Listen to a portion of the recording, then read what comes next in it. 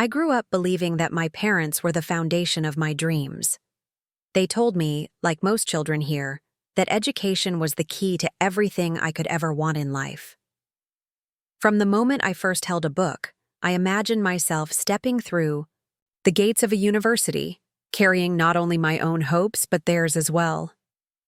Every test I aced, every late-night study session, felt like a brick in the road that would one day lead me to college. I trusted that path was mine. I trusted them. But betrayal doesn't come announced. It arrives quietly, like a knife slipped into the back when you least expect it. I remember the day I learned the truth, the day my college fund wasn't mine anymore. It hadn't vanished in an accident, nor been lost in a crisis. No, it had been deliberately handed over, to my cousin. My future, the one I worked for. The one I was promised had been sold away under the guise of family duty and a better chance. I was told to understand. I was told that he had potential, that investing in him was an investment in the family. And there I stood, a silent spectator as my dreams were stripped bare, left to wonder how the people who should have guarded my future could so casually gamble it away. There is a unique kind of heartbreak when betrayal comes not from strangers, but from those you love most. As a child, you believe your parents will protect you from the world. What happens when you realize they were the ones who opened the door and let the world in? That was my first taste of betrayal. Not just losing money, but losing trust. And yet, that was only the beginning of my story. When I was a child, dreams felt simple. They weren't tangled with money, status, or sacrifice.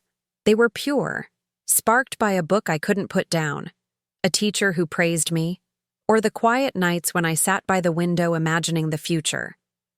For me, that future always revolved around education. College wasn't just a word adults threw around. It was the mountain I was determined to climb, the summit where all my hard work would finally make sense. I remember the first time I overheard my parents talking about saving for me. I couldn't have been more than 10 years old. My father said something about a college fund, his voice steady, almost proud, as if he were speaking about a treasure he was guarding. My mother smiled that night as she told me, "Study hard, and when the time comes, we'll make sure you get the education you deserve." Those words etched themselves into my heart.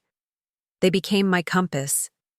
I carried them through late nights, bent over homework, through the sting of red ink on tests, and through the moments I doubted myself. I always thought, no matter what, my parents believe in me. The innocence of childhood is believing promises without question. I pictured my parents as heroes, building a fortress around my dreams, brick by brick, dollar by dollar. Every time they said, "college fund," I imagined a shining chest of gold waiting for me, proof that I mattered enough to be invested in. It wasn't about money, it was about trust, about the unspoken bond between parent and child. For years, that bond gave me strength. When others doubted me, I whispered to myself, "My parents have my back." When life felt uncertain, I thought of that fund as an anchor, holding me steady. I was proud of them, not just as my parents, but as the guardians of my future. I told friends that my parents were preparing me for something greater, that we were different because they valued education enough to plan ahead. In my mind, they were proof that family meant sacrifice and love. But the higher you build your faith, the harder it shatters when it falls. I was 17 when the truth came to light. It wasn't told to me directly, at least not at first. It came in fragments, hushed whispers between relatives, an offhand comment from a cousin, and the unease in my mother's eyes whenever the subject of college came up. At first, I thought it was my imagination. But the unease grew into suspicion, and suspicion into dread. Finally, I confronted them. That was when I heard it. The words that cracked my world open. "We gave the fund to your cousin. He needed it more. You'll understand one day." Understand? I remember the silence after those words, heavy and suffocating. I remember looking at them, searching their faces for some sign that this was a cruel joke, some flicker of remorse, something human I could cling to. Instead, I saw justification. I saw self-righteousness disguised as sacrifice. They told me he had more potential. They said it was for the family's good. They said I was strong enough to figure things out on my own. But beneath those words was a harsher truth. They didn't believe in me the way they believed in him. It wasn't just money that was taken from me that day. It was validation, the belief that I was worth the investment. The pride I once carried, for them turned into a hollow ache. Every memory of their promises twisted into a knife. I replayed all those nights I studied, all the times I told myself my parents were saving for me, only to realize it had all been a lie. The betrayal wasn't in the act alone. It was in the years of silence leading up to it. They let me build castles in the sky, knowing they had already handed the key to someone else. They let me dream freely, never warning me that the ground I was standing on was already gone. That night, I lay awake, staring at the ceiling, trying to reconcile two truths, the parents I thought I had, and the ones who had just revealed themselves to me. The child in me still wanted to believe they loved me enough to protect my dreams. But the young adult in me knew better now. Their love had conditions. Their faith had limits. Their loyalty was selective. It was a cruel awakening, one that stripped me of innocence in a single blow. For years, I thought I was running toward a future my parents and I had built together. But in that moment, I realized I was running alone, and had been all along. The harsh reality wasn't just that my college fund was gone. It was that the trust between us was gone too. The fortress I thought they were building for me was never mine. It was built for someone else, while I stood outside the walls believing I belonged inside. From that moment forward, childhood was over. Dreams were no longer innocent, and trust was no longer free. I learned that night that family could betray you in ways no stranger ever could, because strangers can only take what you give them. But family? They can take what you never thought you had to guard, and that is exactly what they did. They took the foundation of my dreams and handed it away, leaving me to sift through the rubble, searching for a future that was still mine to claim. When my cousin stepped into the life that had once been promised to me, it was as if the entire family had been waiting to crown him. His acceptance into college was celebrated like a royal triumph. There were phone calls made to distant relatives, congratulations exchanged in loud, cheerful voices, and gatherings that felt less like family dinners and more like victory parades. He wasn't just going to college. He was carrying the pride of the family on his shoulders, or so they said. Stood on the sidelines, invisible. The applause that echoed through our home wasn't meant for me. It had never been meant for me. My cousin was the golden child now, draped in admiration and opportunity. The same relatives who once nodded at me with mild approval now looked past me as though I were a shadow, a reminder of what I had lost. Every smile they gave him was a dagger I felt in silence. At first, I tried to convince myself I could rise above it. I told myself that his success didn't erase my worth, that life had a way of balancing scales. But with each passing day, the contrast grew unbearable. His achievements were not just his own. They became a weapon, wielded by my family as proof that they had made the right choice. Every family gathering turned into a stage play, with my cousin cast as the hero, and me as the forgotten extra. He would arrive in pressed clothes, holding books or papers, and they would hang on his every word. He spoke about lectures, professors, and campus life, and they laughed, nodded, praised him endlessly. My parents, who had once looked at me with pride, now wore that same expression only when looking at him. The hypocrisy was sharp enough to cut. They told everyone they had sacrificed my fund for the greater good of the family, that it was an act of love and foresight. But I knew better. It wasn't love. It was favoritism dressed up as virtue. My cousin didn't steal the fund. He accepted it, maybe even with hesitation at first. But the family turned him into a symbol, the embodiment of their wisdom. They weren't celebrating him alone. They were celebrating themselves for choosing him. I remember one evening vividly. We were at a large family dinner, the kind that stretched across a long table filled with steaming dishes. My cousin had just returned from his first semester at college. Everyone leaned in as he spoke about the new city, his classes, and the friends he was making.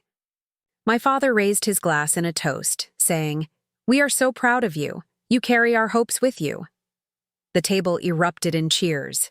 And in that moment, I realized I had been erased. No one asked what I was doing, how I was coping, or what dreams I still carried.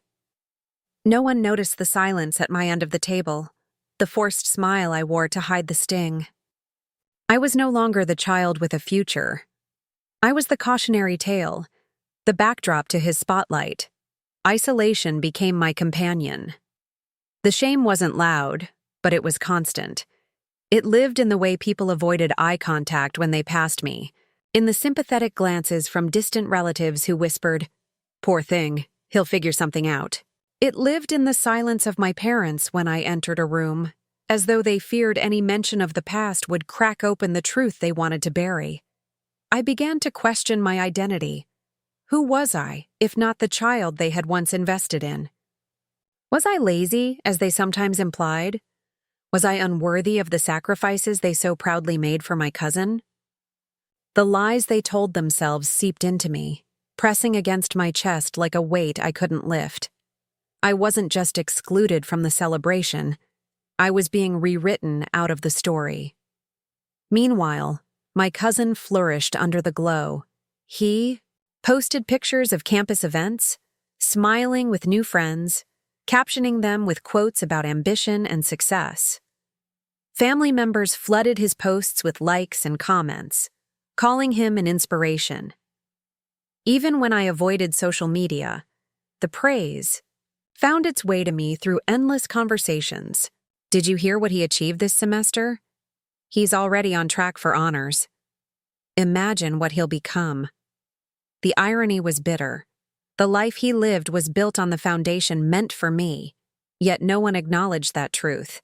To them, he had earned it, deserved it, embodied the family's vision of greatness. And I? I became the ghost haunting the edges of their joy. It wasn't that I hated him. Resentment burned, yes, but it wasn't toward him alone. He was simply the chosen one, the vessel of their hopes. What I hated was the system that made me invisible, the favoritism that allowed them to justify betrayal, the hypocrisy that turned my silence into weakness, my endurance into insignificance. The more they celebrated him, the more I felt myself shrinking. Every cheer for his accomplishments was an echo of what I had lost.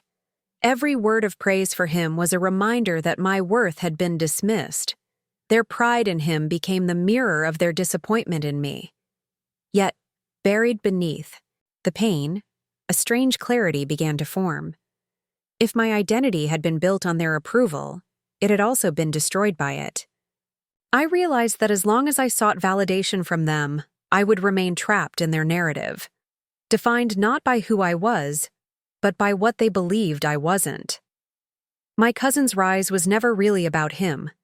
It was about them, their need to choose a champion, their desperation to prove they hadn't made a mistake.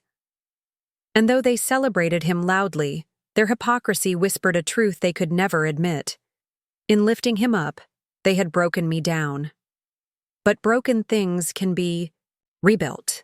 And in the quiet isolation they left me in, I began to sense the faint outlines of a different path, one that would not rely on their pride, or their choices, or their hypocrisy.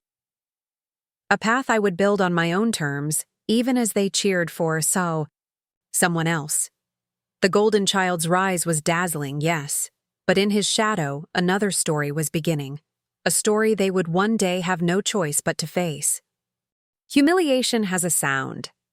For me, it was the laughter that bounced across the dinner table, sharp and relentless, ricocheting until it landed squarely in my chest. Night after night, I sat there as my cousin recounted his college experiences, and my family listened with rapt attention. He would speak about professors who praised him, projects he excelled in, and the bright future awaiting him. Each word was followed by applause, admiration, and proud nods. And then, without fail, someone would glance at me, sometimes with pity, sometimes with derision, and the comparisons would begin. "See, this is why we made that decision," my father would say, leaning back with satisfaction. "Your cousin knows how to make something of himself. That's what sacrifice looks like," my mother would add softly, almost apologetically. "We just wanted what was best for the family. You'll understand one day." But I understood perfectly. Their decision had not been about sacrifice. It had been about preference. It was about choosing the child they believed could carry the family's legacy, while discarding the one they assumed would falter. The words they used to justify themselves twisted the knife deeper. "We gave him the chance because he was ready. We couldn't waste the money on someone who might not succeed. You'll find another path, surely."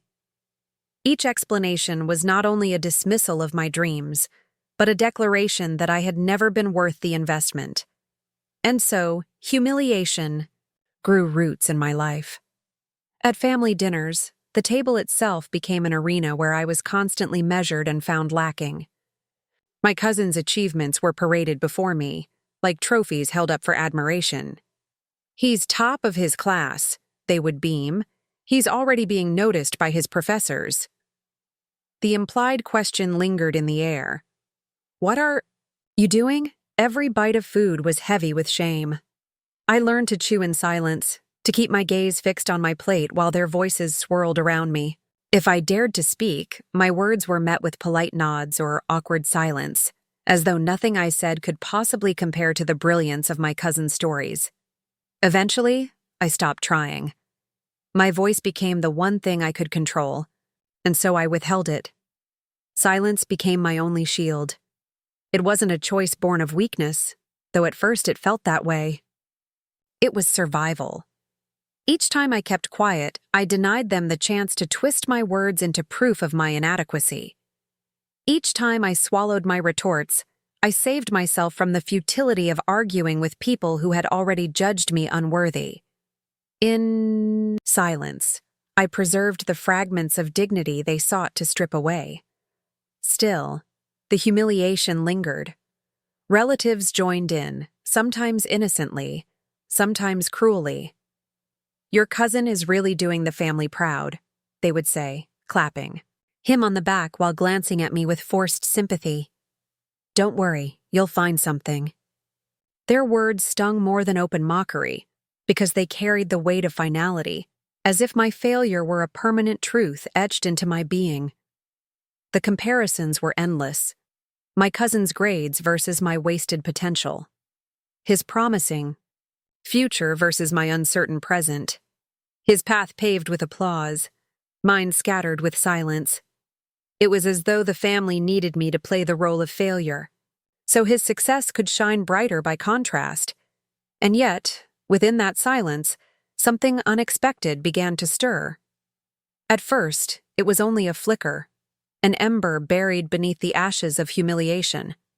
I started to see patterns in their behavior, cracks in the facade of their so-called wisdom. If they were truly confident in their decision, why did they feel the need to justify it at every meal? Why did they constantly remind me of my failure, if not to convince themselves that they hadn't been cruel? Their logic was twisted, fragile, dependent on repetition to keep it alive. That realization planted the first seeds of resilience. While they laughed, I listened. While they mocked, I observed. And while they celebrated my cousin, I began quietly studying something else entirely: the nature of their arrogance. Their pride in him was not about love, it was about validation. They wanted to prove to the world, and perhaps to themselves, that they had chosen correctly, that their favoritism was wisdom. But beneath the surface, their certainty was laced with insecurity. Slowly, I began to understand that my silence was not empty. It was powerful. It allowed me to step outside of their noise, to see their cruelty for what it truly was: weakness, disguised as strength.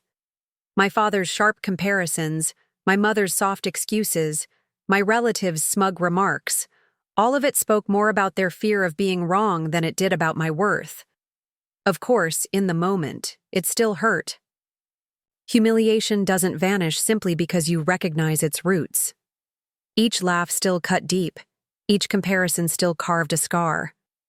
But little by little, I began to hold on to those scars differently. They no longer felt like proof of failure. Instead, they became reminders of what I had survived. I remember one dinner in particular. My cousin had just announced he'd been invited to a prestigious internship. The table erupted in cheers, glasses raised, voices loud with celebration. My father looked at me across the table and said, "You see, this is why we chose him. He's destined for greatness. Not everyone is built for it." For a moment, I wanted to respond, to shout back that they had stolen my chance, that their betrayal was the only reason I wasn't in his place. But instead, I remained silent. I looked him in the eye, nodded once, and said nothing. And in that silence, I felt a strange strength, a refusal to play the part of failure they had written for me. They mistook my quiet for defeat. But in truth, it was the beginning of defiance. Because silence is not always submission.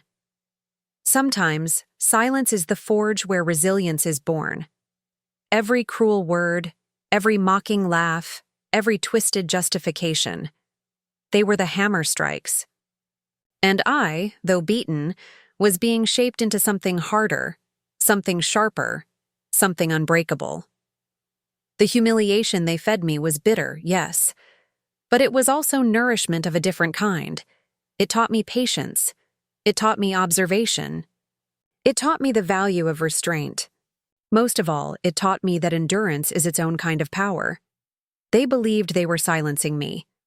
What they never understood was that silence was preparing me. One day, I knew, the roles would reverse. Their laughter would falter, their comparisons would wither, and the truth would rise louder than any mockery. But until that day came, I carried my silence like a blade sheathed, hidden but sharp, waiting for its moment. And as I sat at those dinners, surrounded by their pride, in him and their shame in me, I whispered silently to myself, "This is not the end. This is the beginning." Struggle has a texture. It is the rough callus forming on hands that work too long for too little. It is the ache in the bones after standing for hours in shoes that no longer fit. It is the sting of rejection letters arriving in envelopes thinner than hope itself. For me, struggle became not an occasional burden, but a daily companion, the shadow that followed me everywhere I went.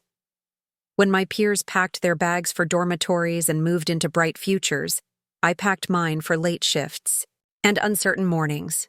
The first job I found was stocking shelves at a corner store, a position nobody bragged about but one that kept the lights on. Each box I lifted was a reminder of the weight I carried, not just of groceries and supplies, but of humiliation. Customers who once knew me as the boy with a college fund now glanced past me, their eyes dim with the silent knowledge of what had been lost. The shame was constant, sharp, and suffocating.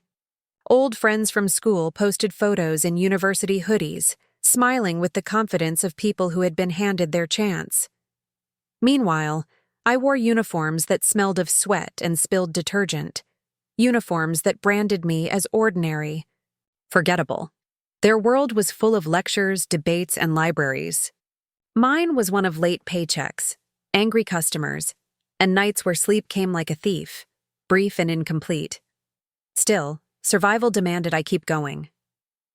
After the corner store, I took shifts washing dishes in a restaurant, the clatter of plates, echoing the chaos inside my head. Later, I tried construction work, learning the language of sore muscles and blistered palms. Every paycheck was stretched thin, covering just enough for food, rent, and the barest fragments of dignity. I lived in cramped rooms that smelled of dampness and despair, where silence was broken only by the sound of neighbors arguing through thin walls. Every rejection burned deeper than the last.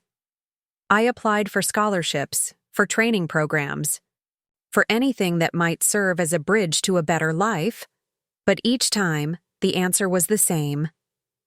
We regret to inform you. It felt as if the universe had memorized the script of my disappointment and was determined to recite it daily. And yet, beneath the crushing weight, something else stirred, something small, fragile, but persistent. Determination. It did not arrive with fanfare. It wasn't the heroic burst of energy people write about in motivational books. It was quieter, subtler, like a seed buried in winter soil. It began with a single thought. If I cannot walk through the doors they've closed on me, I will find another way in. I carried that thought like a talisman. Each insult I endured, each smirk that reminded me of what I should have been, became fuel. My parents' decision, my cousin's rise, my family's smug justifications, they haunted me, but they also pushed me. Their betrayal was the fire, and my struggle was the forge. Still, the years were not kind. There were days when exhaustion swallowed me whole, when I questioned if resilience was simply another word for foolishness. I remember one particularly, bitter winter. The heating in my apartment had broken and I couldn't afford repairs. I slept with 2 coats layered over me, my breath visible in the air, and wondered if this was all my life would ever be, a string of cold nights and colder truths. I thought of my cousin then, sitting in warm lecture halls, discussing theories and futures, his path paved with the money that had once been mine. The bitterness nearly consumed me. But then came a realization. If I let that bitterness define me, I would remain chained to the past forever. I needed something more powerful than anger to keep moving, so I worked harder but differently. I started saving, not just money, but skills. At every job, I learned something. From the corner store, I learned patience with people. From the restaurant, I learned endurance under pressure. From construction, I learned the value of structure, both in buildings and in life. These were not lessons from textbooks, but from survival, carved into me by necessity. Society may have labeled me the one who couldn't afford college, but I refused to let that be the end of my story. I began reading on my own, borrowing. Books from libraries, devouring them in stolen hours between shifts. I studied business, history, human psychology, anything that might sharpen the edges of my mind. My education would not come from ivory towers, but from the grit of self-discipline. Still, the humiliation never fully left me. When relatives asked, "So, what are you doing these days?" I forced a smile and replied with vague answers. I could see it in their eyes. Disappointment, masked as politeness. At family gatherings, my cousin was praised for being the pride of the family, while I was mentioned only in passing, as though I were an afterthought. Each word, each glance was another scar. But scars, I realized, are not just reminders of pain, they are proof of survival, and I was surviving. There were small victories along the way. The first time I managed to pay rent without borrowing money. The first time I walked past a college campus without feeling like I was choking. The first time I looked at my reflection and thought, maybe I am stronger than they believe. These moments did not erase the struggle, but they illuminated it, reminding me that resilience was slowly taking root even when I could not yet see its full bloom. In the silence of my nights, I often thought about destiny. Was it truly decided by the money in one's bank account, by the choices of parents? Who betrayed their own child's future? Or could it be shaped by will, by persistence, by the quiet refusal to break? My cousin had his applause. My parents had their pride. But I had something else. A hunger they could never understand. Hunger born of deprivation is not easily sated. It digs deep. It sharpens resolve. It whispers that no matter how many times the world slams its doors, you must keep knocking. Or better yet, build your own. And so, while the struggle years stripped me of comfort, they gave me something far more valuable. They gave me clarity. They taught me that survival is not shameful, that rejection is not final, and that determination, once rooted, can weather any storm. Yes, I was the one who couldn't afford college. Yes, I wore uniforms instead of graduation gowns, carried rejection letters instead of diplomas. But beneath the weight of those truths, another truth was forming. I was still standing. I was still moving. And in my silence, in my struggle, I was slowly, quietly preparing for the moment when survival would no longer be enough, when it would be time to rise. Building does not always happen under the spotlight. Sometimes it begins in the shadows, in the corners where no one is watching, in the silence where no one expects growth. For me, the shadows became both my curse and my sanctuary. I had been branded a failure, dismissed as the one who couldn't afford college, but it was in that very darkness that I began shaping the life no one believed I could have. By day, I worked the jobs that kept me afloat, scrubbing dishes, stocking shelves, lifting bricks. But by night, I built. My world shrank to the glow of a second-hand laptop, its keys worn smooth from relentless typing. The cracked screen flickered sometimes, but it was enough. On it, I devoured free courses, tutorials, and forums that opened new worlds to me. Coding, business fundamentals, marketing, writing, I pursued them all with the hunger of someone who knew he had nothing to fall back on. Sleep became a luxury I couldn't always afford. There were nights I stared at spreadsheets until my vision blurred.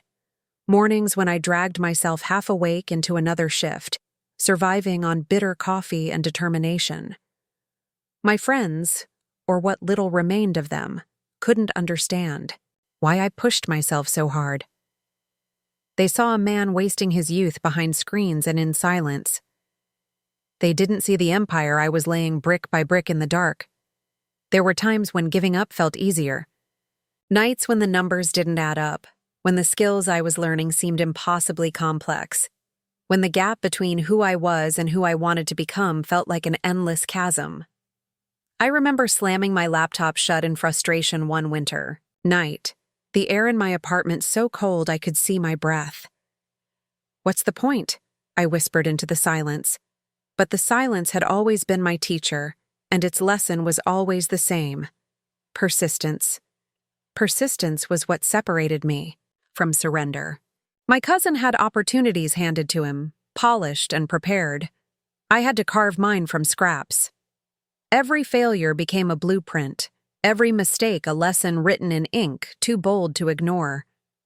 I wasn't just learning skills. I was learning resilience, in its purest form. Sometimes, the cost of building in shadows was loneliness. While others went out to parties or shared stories of college adventures, I sat alone with glowing screens and stacks of borrowed books.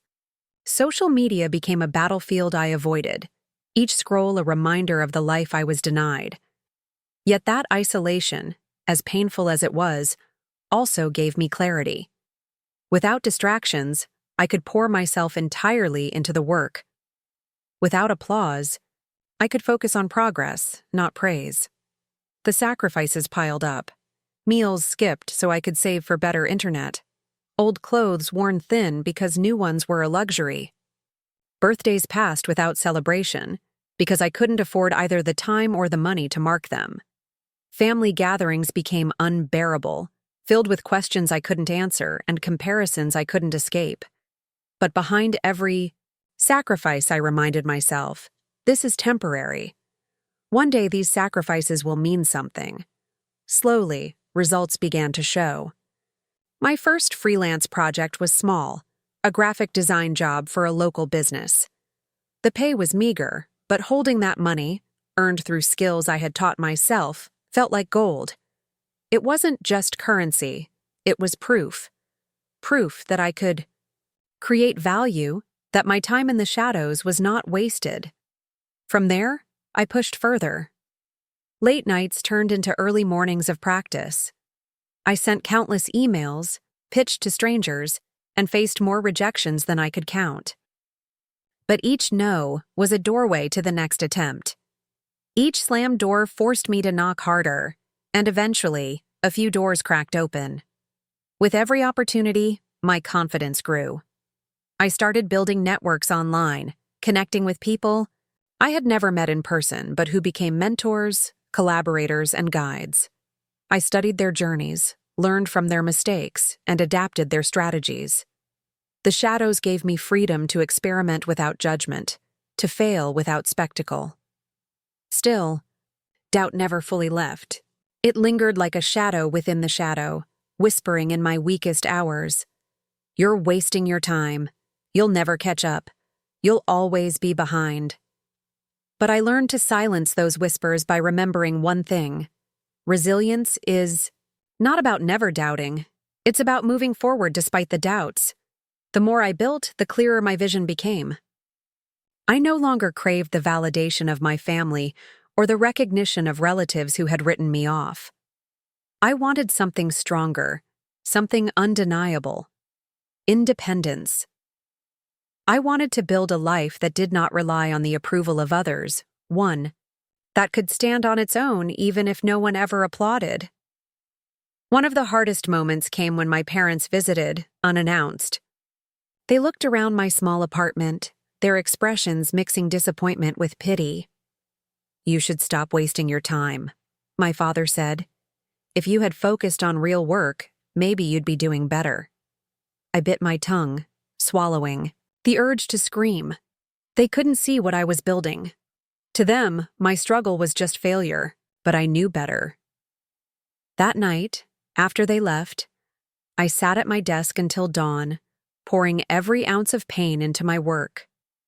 Their words didn't break me. They fueled me. Every insult, every dismissal, every moment of neglect was added to the fire. That kept me going. And then, slowly but surely, I began to rise. The projects grew bigger. The money, though still modest, became steady. For the first time, I could pay my bills without flinching, save a little, dream a little. I began to see myself not as a victim of betrayal, but as a survivor of it. Not as someone left behind, but as someone forging ahead in his own way. Building. In shadows taught me the most valuable lesson of all. Strength grows unseen. While my cousin basked in applause, I was laying foundations. While my parents boasted about their sacrifice, I was sacrificing in silence to build something far more real. And when the time came to step out of those shadows, I would not need validation. My work would speak for itself. In the end, resilience prevailed not because I was stronger than others, but because I refused to stop. Every night I chose the harder path. Every time I was tempted to surrender, I chose to continue. And in that choice, repeated countless times in the dark, I created not just opportunities, but a new self. I was no longer the boy denied his college fund. I was no longer the shadow in the family's story. I was becoming the architect of my own destiny, brick by silent brick. The shadows had been cruel, yes, but they had also been kind. Because in them, I had discovered the one truth my family could never take from me. Resilience is not built in light, it is forged in the dark. Every story of endurance eventually arrives at its hinge, the moment when everything pivots, when years of silent struggle finally ignite into visible change. For me, that moment did not arrive with applause or dramatic revelation. It came quietly, much like the way dawn creeps in after an endless night, unnoticed at first, but undeniable once it settles. I remember the day vividly. I had been freelancing steadily, scraping together enough to survive, but still weighed down by the feeling that I was running in circles. Then, one afternoon, an email landed in my inbox. The subject line was simple: "Let's talk." Inside was a message from a small business owner who had stumbled across some of my work online. He liked what he saw and wanted me to help him develop a marketing strategy for his new venture. It wasn't just another gig. It was the first time someone didn't treat me as disposable labor, but as a partner. That meeting changed everything. We sat in a cramped cafe, my hands trembling slightly as I laid out my ideas on paper. I spoke with more passion than polish, but for the first time, I wasn't just selling my labor. I was selling vision. And to my shock, he leaned back, nodded, and said, "I like the way you think. Let's build this together." It was as if someone had struck a match in a long, darkened room. From that moment, the trajectory of my life shifted. What had once been survival became strategy. I wasn't just working odd jobs and scraping by. I was building something of my own. The business started small, painfully small. Late nights of planning, failed campaigns, budgets that barely stretched. But it was mine. Each obstacle felt different now because I was no longer a passive struggler. I was an active creator. When things went wrong, I wasn't defeated. I was driven to fix them. I began to understand that ownership, even of something fragile and uncertain, was a kind of power I had never known before. Around this time, I also found a mentor, an older professional I had met through an online forum. He had built businesses, failed at many, succeeded at some, and carried the scars of experience in his words. Where my parents had given me judgment, he gave me perspective. Where my relatives offered mockery, he offered guidance. "Don't chase applause," he told me once during a late-night call. "Chase consistency. Applause fades, but consistency builds." His words became a compass, steering me through the chaos of building something new.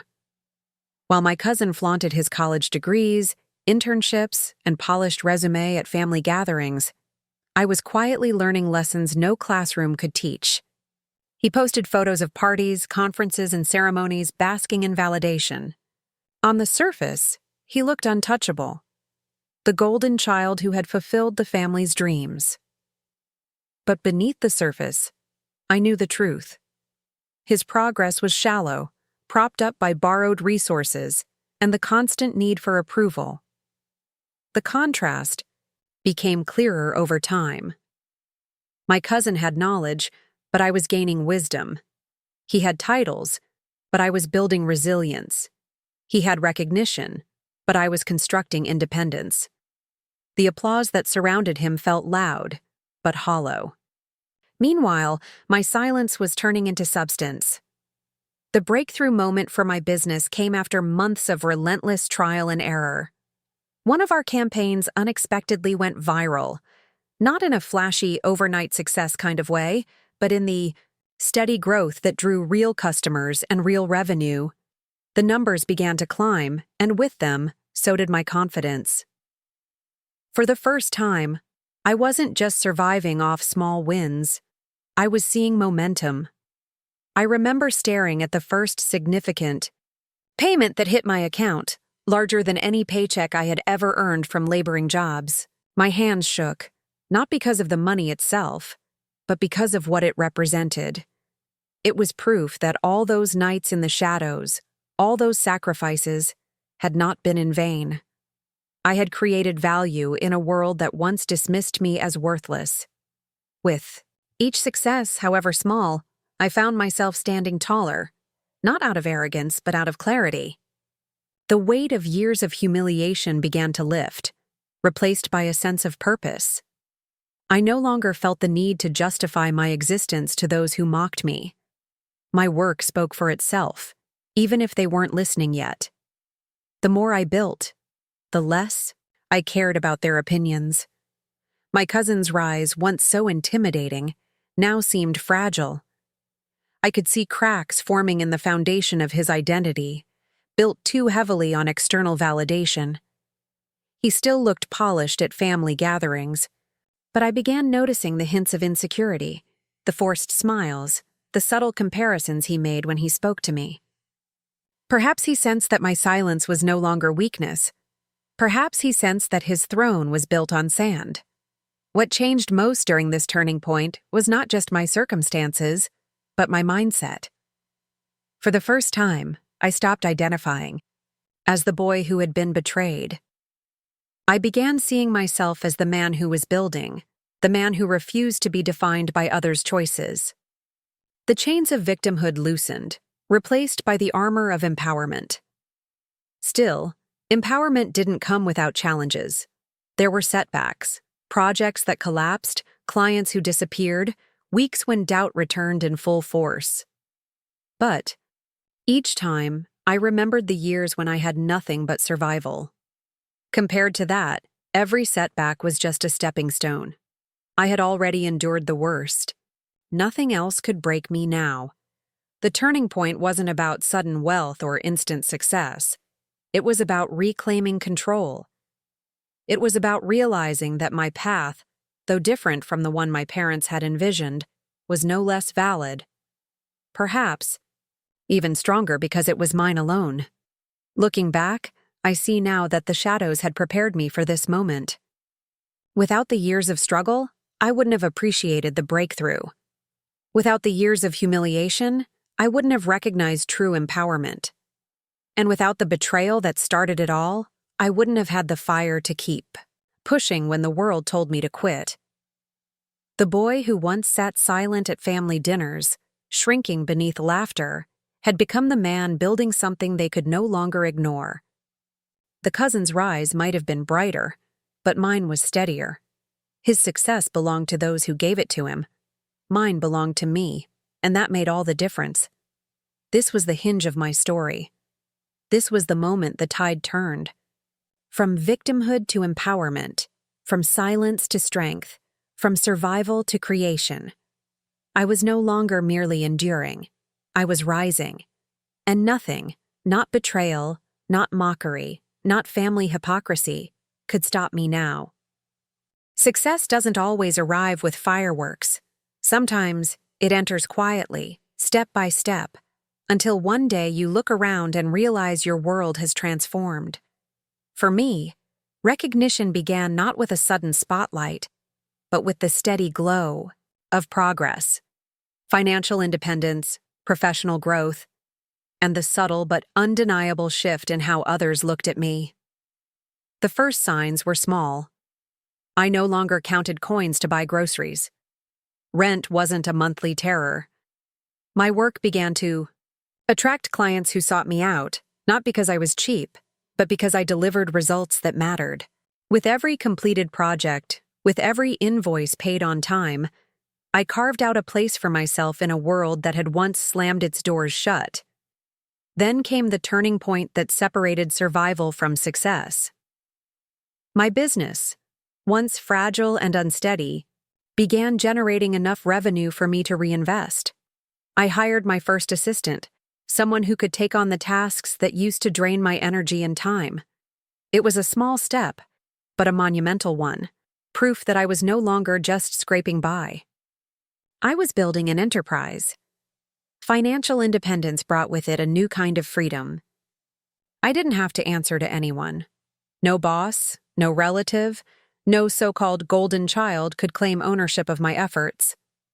Every dollar I earned was mine, forged through my skills, my ideas, my resilience. That independence wasn't just material, it was spiritual. It lifted the lingering weight of humiliation that had once haunted me, replacing it with quiet pride. Recognition soon followed. At first, it came from strangers. A business magazine highlighted one of my campaigns. An online forum listed me among emerging entrepreneurs in my field. Clients shared my work publicly, praising the results I brought them. Their words spread faster than I realized, and for the first time, my name carried weight outside my small circle of struggle. Then, inevitably, The recognition trickled back home. Family gatherings, once a stage for my cousin's endless boasting, took on a different tone. My siblings, who had once echoed my cousin's mockery, now asked hesitant questions about what I was doing. My parents, once so certain they had invested in the right child, shifted uncomfortably when relatives praised me, and my cousin, the golden boy, sat quieter than before, his laughter thinner, his stories shorter. It wasn't that he had suddenly failed, at least not outright. But the shine around him was dimming. The degree that once earned applause was now just a piece of paper in a competitive job market. His career, though respectable, lacked the upward momentum everyone had assumed was inevitable. Where my trajectory was climbing, his had plateaued. Where I was building ownership, he was still seeking approval. The contrast grew sharper with each passing year. I drove to gatherings in a car I had bought myself, while he complained about loan payments.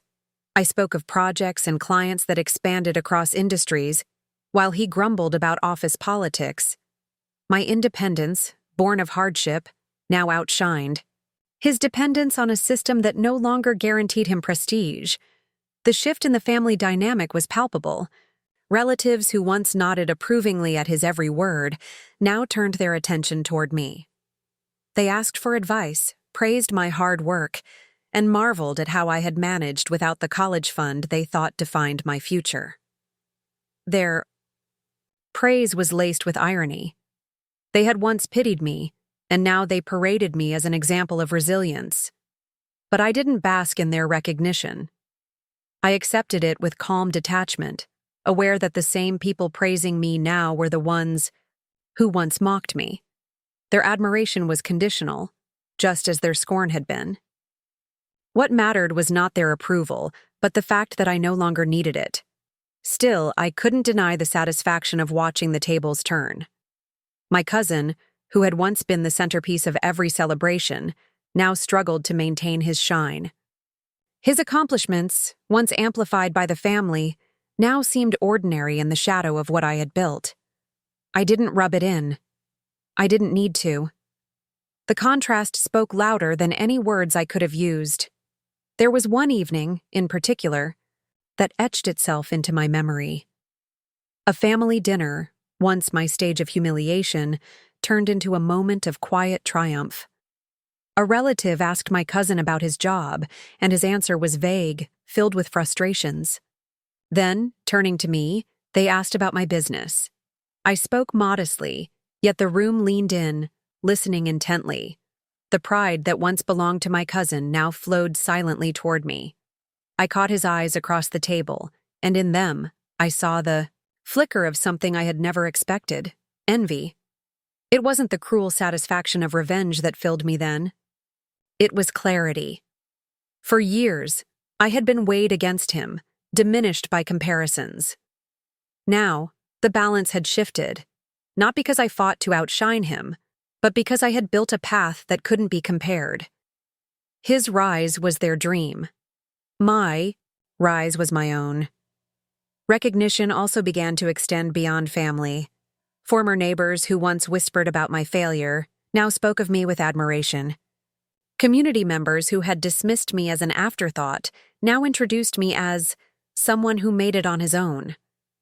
Their respect, though late, carried the weight of transformation, not of them, but of me. The irony wasn't lost on me.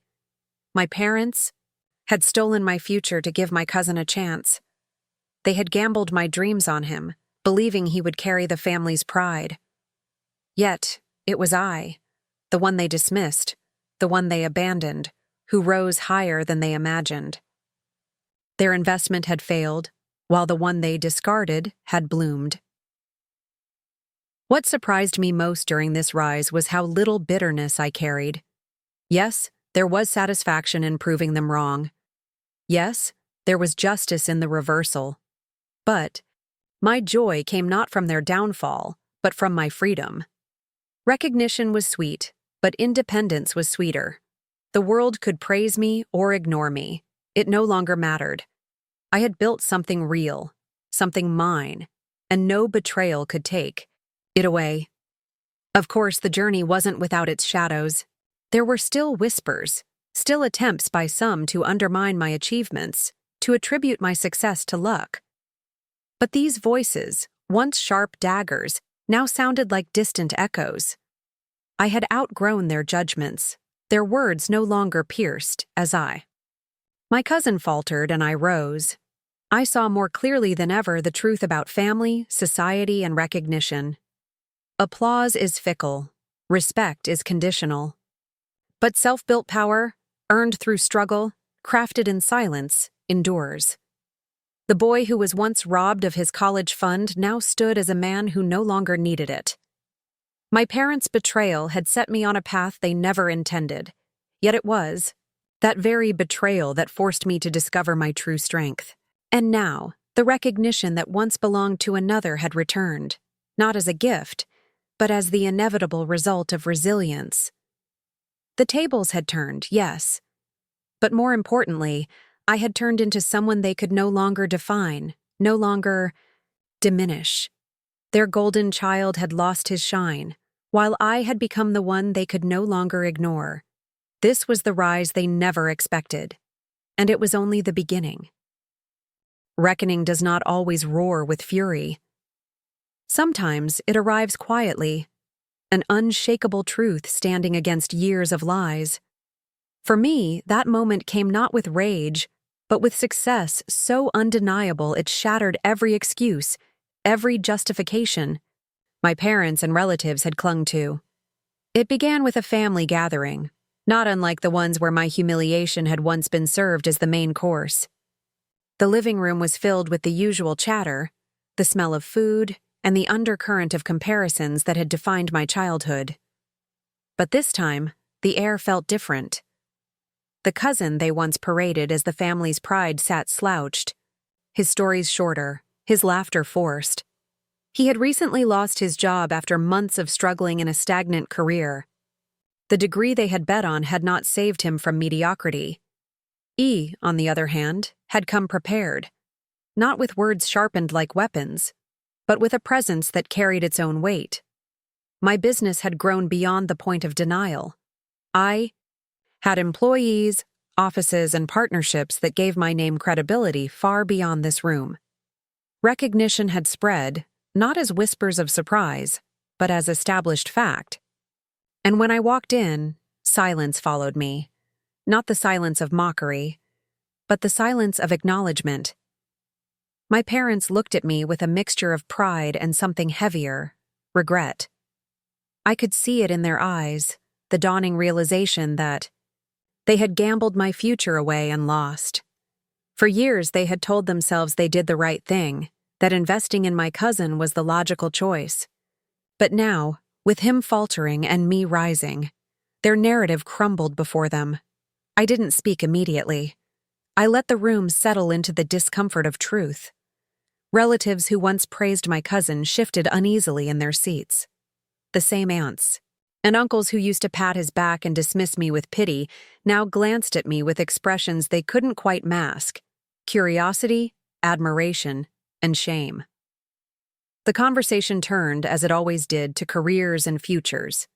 Someone asked my cousin about his work, and he gave a vague answer, mumbling about interviews and things in progress. The silence after his words was heavy. Then, inevitably, the spotlight shifted toward me. I spoke simply. I mentioned the projects I had recently completed, the partnerships my company had secured, and the milestones we had achieved.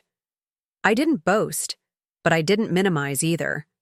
My words were steady, factual, undeniable. With each sentence, the gap between me and my cousin grew wider, and the room could no longer pretend otherwise. That was when I looked at my parents. Their faces betrayed them. My father's jaw was tight, as though holding back the urge to defend choices that had already collapsed. My mother's eyes glistened with tears she tried to blink away. They had wanted so badly for my cousin to be the family's pride, yet the pride now stood in front of them, the very son they had dismissed. Did not raise my voice. I did not accuse. Instead, I said the words that had lived inside me for years. You took what was mine and gave it away. You believed I was not enough. Yet here I am, standing on what I built with nothing. Tell me, was it worth it? The room froze. My parents looked down, unable to meet my gaze. Relatives fidgeted, suddenly fascinated by the floor, the ceiling, anything but the truth sitting in front of them. Even my cousin, who once reveled in my humiliation, could not speak. His silence was its own confession. For years I had been the shadow in this family, the boy robbed of his chance. Now, I stood as a man who needed no validation, no permission, no approval. The reckoning was not about revenge, it was about clarity. The false pride that had once defined this family lay shattered, replaced by the undeniable truth of my success. My parents' regret was written in every line of their faces. I could feel their silent apology, though words never left their lips. And perhaps that was fitting. No apology could erase the years of betrayal. What they had taken from me could never be returned. But what I had built, despite them, beyond them, was mine forever. The relatives, too, wore their shame like heavy cloaks. They had laughed with my cousin, dismissed me as unworthy, and justified my parents' decision with casual cruelty. Now, they shifted uncomfortably, their admiration laced with guilt. It was not me who had changed. It was the mirror they were forced to look into. The cousin, once the golden child, sat small in his chair. His eyes, once filled with arrogance, now carried something else. Fear. Fear of being forgotten. Fear of being compared. Fear of realizing that his pedestal had been built on someone else's sacrifice. And now, that sacrifice stood before him, taller than he could ever climb. But I did not gloat. I did not throw their downfall in their faces. I had no need to. Their silence was victory enough. Their shame was louder than any words I could have spoken. What I did say was simple, and it echoed in the room long after I left. I am not asking for recognition. I am not asking for forgiveness. I just want you to see me, not as the failure you believed I would become, but as the man I chose to be. You tried to define my future, and you were wrong. The reckoning was not about punishment. It was about reclaiming my narrative, about standing in the same room where I had once been broken and proving, without rage or vengeance, that I had risen. When I walked out of that gathering, I carried no bitterness. I carried freedom, their regret, their shame, their silence. It belonged to them. My success belonged to me. And for the first time in my life, I no longer felt like the boy robbed of a chance. I felt like the man who had created his own destiny, despite every hand that tried to hold him down. This was the reckoning, not just theirs, but mine. A reckoning with the past, a reckoning with betrayal, and finally, a reckoning with myself. And in that moment, I realized something profound. The greatest justice is not in revenge, but in becoming everything they said you could never be. Stories do not always end where they begin. Mine began with betrayal, with parents who chose another's future over mine, who stripped away the dream I had carried since childhood and handed it to my cousin as though my life were disposable. For a long time, I believed that betrayal defined me. I believed that my silence, my humiliation, my lost chances were the sum of who I was. But now, as I look back on everything, the pain, the years of struggle, the quiet work in the shadows, I realize that betrayal was never the end. It was the beginning. What they took from me forced me to build something they could never take away. The money in that college fund could have bought me a degree, but the struggle without it forged something stronger. Resilience. Humiliation, though it burned like fire, hardened into endurance. My silence, which they mistook for weakness, became my weapon, a patience so sharp it could cut through arrogance itself. Every insult, every smirk, every dismissive glance, they were bricks in the wall I climbed, not chains to hold me down. I see now that their betrayal was a gift wrapped in cruelty. It stripped away the illusion that love always protects, that family always uplifts. It taught me that respect cannot be demanded from others. It must be built within oneself. I learned that the people closest to you may be the first to doubt you, the first to mock you, the first to call you a failure. But their doubt does not determine your destiny. Their voices are not the final verdict. The greatest revenge was not proving them wrong with anger or spite. The greatest revenge was rising without them. To succeed in silence, to thrive in the very absence they created, was the loudest declaration of victory. My cousin had their money, their applause, their praise, but I had my grit, my hunger, my refusal to surrender. And when the dust settled, it was my path, not his, that endured. In the end, their choices shaped me, but not in the way they imagined. They thought stripping me of opportunity would keep me small, but it forced me to grow in ways they could never measure. They thought funding my cousin's future would secure the family's pride. But the pride they craved now lives in the name I built for myself. They thought their laughter was stronger than my silence, but silence has a way of echoing louder than any voice when the time is right. I no longer carry bitterness. Bitterness is heavy, and I have carried enough weight in my life. What I carry now is clarity. Clarity that their betrayal was not a reflection of my worth, but of their vision. Or rather, their lack of it. Clarity that my resilience was not born from approval, but from rejection. Clarity that sometimes life gifts us strength in the most brutal disguise. And so I stand here at the end of this journey not broken, not bitter, but whole. I do not need their apology, because I built a life that makes their regret irrelevant.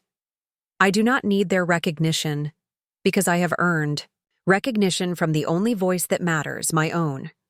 I do not need their love, because I have found dignity in my independence and power in my perseverance. To anyone who has ever felt betrayed, humiliated, or silenced, know this: your pain is not the end of your story. It is the soil in which resilience grows. Your silence is not weakness.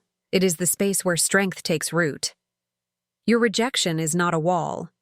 It is a doorway to a future you must carve with your own hands. Do not measure your worth by the voices that mock you. Measure it by the fire that keeps you moving forward when everything else tells you to stop. Patience is not passive. It is not surrender. Patience is strategy. It is the quiet endurance that outlasts arrogance, the stillness that outlives noise. While others laugh, mock, or dismiss, patience waits. And when the time comes, patience transforms into power. That was my story. That is my lesson. The final truth is simple, but it will live longer than any insult, any betrayal, any shame they once cast on me. They thought their betrayal broke me, but it built me. They thought their laughter defined me, but it revealed them. They thought I was nothing without their support, yet all along my greatest victories were born in their absence. This is my closure. Not revenge, not rage, but revelation. The revelation that dignity is greater than approval, that resilience is stronger than privilege, and that silence, when wielded with patience, becomes the sharpest strike of all. So when I look back on the boy who once sat at the dinner table, shrinking under the weight of comparisons and pity, I no longer see a victim. I see the seed of the man I am now. And when I look forward, I walk with certainty, knowing that my life belongs only to me, untouched by their betrayals, unbound by their doubts, unshaken by their scorn. The rebirth is complete, the journey is finished, and the lesson is eternal. Success without their support was not just survival. It was justice.